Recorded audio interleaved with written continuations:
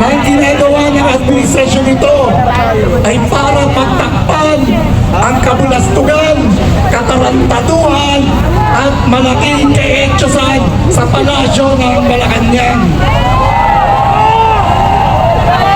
Tama ang sabi ni Agent Jonathan Morales, ang pamahalaan ito magaling bumuhay ng kaso, magaling magawa ng kwento at magaling mag-invento ng kaso.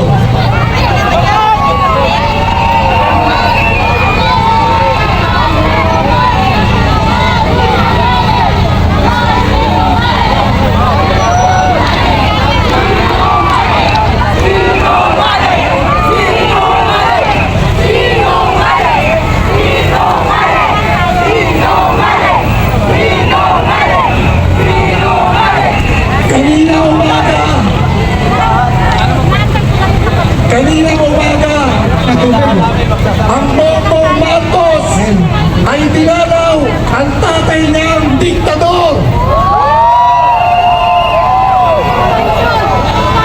Lahat tayo nabudol ni Marcos.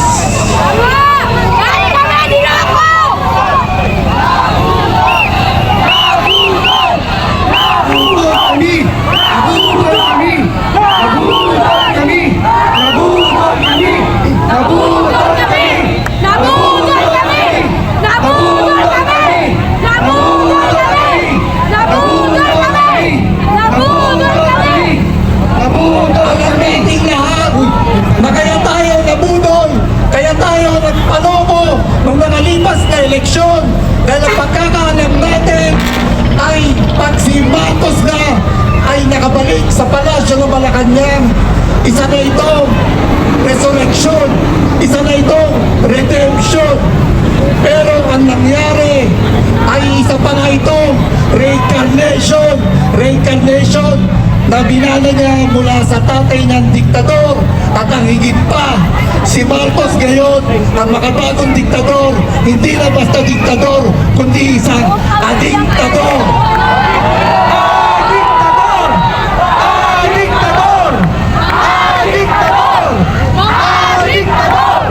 Adiktador! Adiktador! Adiktador! Adiktador! Adiktador! Adiktador! Adiktador! Ang mamayang Pilipino sa 2 taon na wala nang ginawa kundi patuloy na pahirapin at patuloy na pakalamin ang sikmura ng mamayang Pilipino. At dahil dyan, ang puntong ito ay magpapatuloy sa laban hanggang umalis ka sa palasyo ng Malacanang.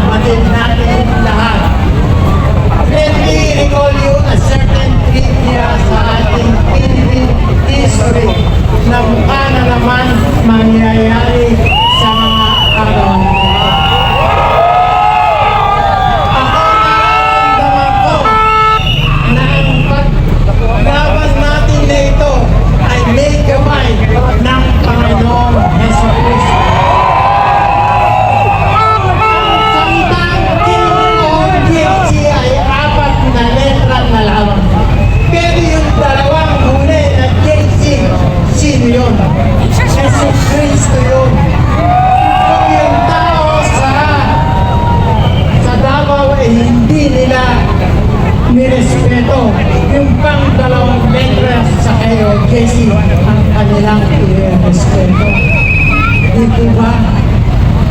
Sa eskola ng ating living history na nangyari sa Samar, you will still remember yung Balingara Bed na ginawang tropeo ng mga Amerikano na katumbas ng dugo tamis ng ating kapwa Pilipino na kinuha nila sa Samar at nila sa Amerika bilang tropeo na katumbas ng Pwede pala yan.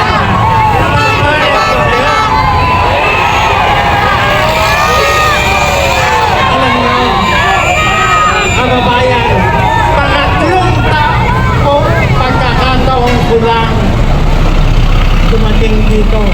2 beses ako sa EDSA at ito ngayon ang ikatlong beses ko. Saksi yan si Bista na akwento ako.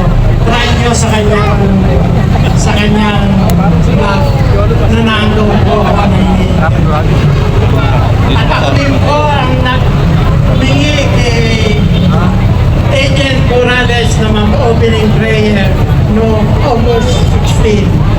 Dama ko sa aking puso ang pagmamahal ng ating Ama sa langit na ang laban na ito ay ating ipapanalo. Because Goliath was defeated by David because God was with David. Yun lang po. Maraming salamat.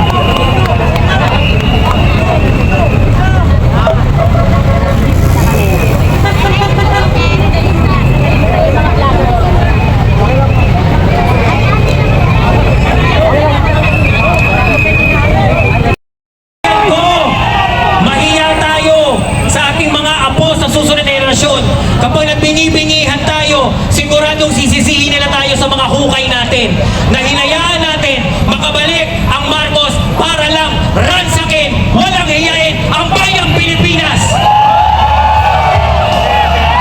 Kaya sa lahat, lalo na yung mga best friend kong mga sa kabila, ha? Hi!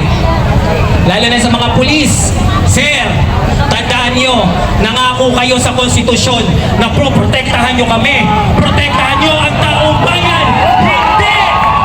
Hindi ang mga naguutos sa inyo na kunin si Pastor Kibuloy para lamang sa reward na hindi namin malaman bakit kating-kati sila. Ang dami na nilang pera. Gusto pa rin magnakaw.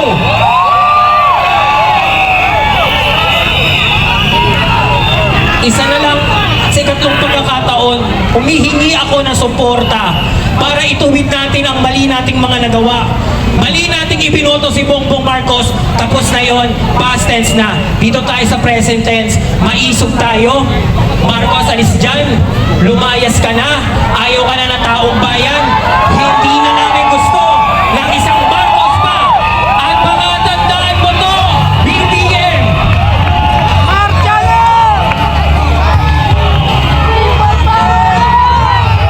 Pakatandaan mo to, BBM! At sa pamilya niya, wala nang Marcos na makakabalik sa palasyo ng Malacanang. Tandaan mo yan! Hanggang sa ulit tumo namin! Hanggang sa ulit tumo namin! Wala nang Marcos pang uli ang mamumuno. Lalo na dito, ni-welcome namin kayo sa lungsod ng Maynila, sa lungsod kung saan lumaki ang ating bayaning God Andres Bonifacio. Saksi siya. Ang laban niya ay laban din natin. Huwag tayo matutulog. Hindi tayo aalis. Sisiguraduhin natin. Ito na ang pagbabagong hinihingi natin. Sa mga kaibigan po namin sa KOJC, hinihingi ko po ng kapatawaran ang mga nagagawa ngayon doon sa Davao City. Hinihingi ho namin ng kapatawaran kasi isa po kami sa mga instrumento bakit ginagawa ni BBM dahil kami naghalal sa kanya. Ngayon sasamahan namin kayo hanggang dulo. Ipagtatanggol natin ang bayan ito. Nananawagan ako mga kababayan. Nananawagan ako. Kapag natakot na tayo, nagsisimula na ang diktadurya. Pag natakot na tayong magsalita, nagsisimula na ang diktadurya. Ipinaglaban na natin ang kalayaan natin noong 1986. Hindi natin hahayaan dahil magkakaisa tayong poproteksyonan ang ating kalayaan sa pamamahayag. Walang sino man ang pwedeng sumikil nito. Sisiguraduhin natin, itatama natin ang pagkakamali. Pangulong BBM, nandito na kami. Handang-handa na kami sa gusto mong gawin. Isa lang ang gusto namin sabihin sa'yo. Bumaba ka na! Tama na! Sobra na pahirap! BBM resign! Sobra na pahirap! BBM resign! Maraming salamat po! Ito po, ang importanteng bisita po natin. Magsasalita po ang ating retired AFP General.